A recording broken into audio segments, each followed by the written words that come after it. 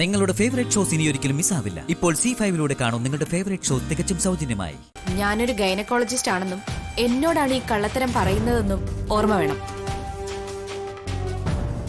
ഗർഭിണിയാകാതെ അതെങ്ങനെ അബോർഷനാകുന്നത്? കുട്ടി, ഞാൻ ചോദിക്കുന്നതിന് മറുപടി പറയും. എന്തിനാണ് ഗർഭിണിയായിരുന്നുവെന്നും അത് അബോർഷനായി പോയെന്നും നുണ പറഞ്ഞത്? ചോദിച്ചത് കേട്ടില്ലേ? മറുപടി പറയും. നിങ്ങൾ എന്തിനാണ് ഇങ്ങനൊരു നാടകത്തിന് വേണ്ടി എന്നെ ഇവിടെ വിളിച്ചു വരുത്തിയത്? ഞാൻ ചോദിച്ചതിന് മറുപടി പറഞ്ഞേ മതിയാവൂ. നിങ്ങളത് പറയുന്നുണ്ടോ? ഇല്ലെങ്കിൽ പ്രഭാവതിയെ ഞാൻ ഇങ്ങോട്ട് വിളിക്കും. അയ്യോ വേണ്ട ഡോക്ടർ, അമ്മയെ ഇപ്പൊ ഇങ്ങോട്ട് വിളിക്കണ്ട. ഇതൊന്നും അമ്മ അറിയണ്ട. അപ്പൊ ഇതൊരു രഹസ്യ ഇടപാടാണല്ലേ?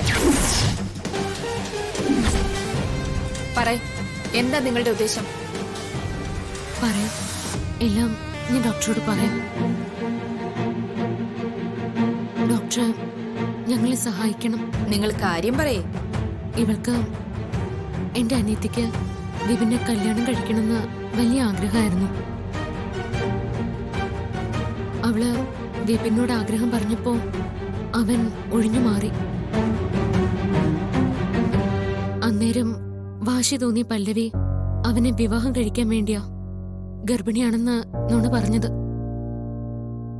ആ നുണ ഞാനും വിപിനും ഒഴികെ ഇവിടെ എല്ലാരും വിശ്വസിച്ചിരിക്കുക. അതുകൊണ്ട് ഇവളിപ്പോ ഗർഭിണിയല്ലെന്ന് ഇവിടെ ഉള്ളവരറിഞ്ഞ ഇവളുടെ ഭാവിയെ അത് ബാധിക്കും. ഇവളും വിപിനും തമ്മിലുള്ള കുടുംബജീവിതം അത് ഇവിടെ അവസാനിക്കും.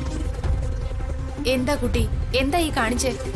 അന്നേരം എനിക്ക് ഇങ്ങനൊരു കള്ളം പറയാതെ യാതൊരു മാർഗവും ഇല്ലായിരുന്നു. എന്റെ വയറ്റില് വിപിൻ സാറിന്റെ കുഞ്ഞ് വളരുന്നു എന്ന് പറഞ്ഞതുകൊണ്ടാ വിപിൻ സാറ് എന്നെ തന്നെ വിവാഹം കഴിച്ചത്.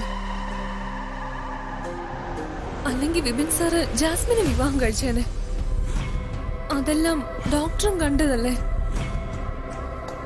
ദയവ് ചെയ്ത് ഡോക്ടർ ഞങ്ങളെ ഒന്ന് സഹായിക്കണം. എനിക്കിങ്ങനൊരു കള്ളത്തരത്തിന് കൂട്ടുനിൽക്കാൻ ഡോക്ടറോട് അപേക്ഷിക്കുന്നത് ഇഷ്ടമുള്ള കാര്യമൊന്നുമല്ല. പക്ഷേ ഇപ്പൊ ഡോക്ടർ ഞങ്ങളെ സഹായിച്ചില്ലെങ്കിൽ ഇവളുടെ ജീവിതം തന്നെ നശിച്ചു പോവും. ഞങ്ങളെ രക്ഷിക്കണം ഡോക്ടർ.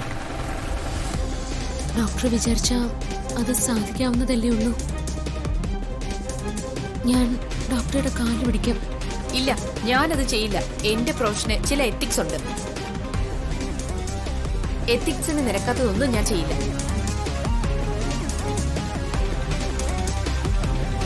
ഡോക്ടർ, നിങ്ങൾ എന്തൊക്കെ പറഞ്ഞാലും ഞാൻ ഇതിന് കൂട്ടി നിൽക്കില്ല. ഞാനിപ്പോ നിങ്ങളെ സഹായിക്കാൻ വേണ്ടി ഈ കുട്ടി ഗർഭിണിയാണെന്ന് പറഞ്ഞാൽ നാളെ ഇത് കള്ളമാണെന്ന് തെളിയില്ലേ? അന്നേരം ഞാൻ എന്ത് മറുപടി പറയും? എനിക്ക് പിന്നീട് എങ്ങനെ പ്രഭാവതിയുടെ മുഖത്ത് നോക്കാൻ സാധിക്കും? ഡോക്ടർ, ഡോക്ടർ എങ്ങനെയെങ്കിലും ഞങ്ങളെ ഒന്ന് സഹായിക്കണം. അതിനുവേണ്ടി എന്ത് വേണമെങ്കിലും ചെയ്യാം.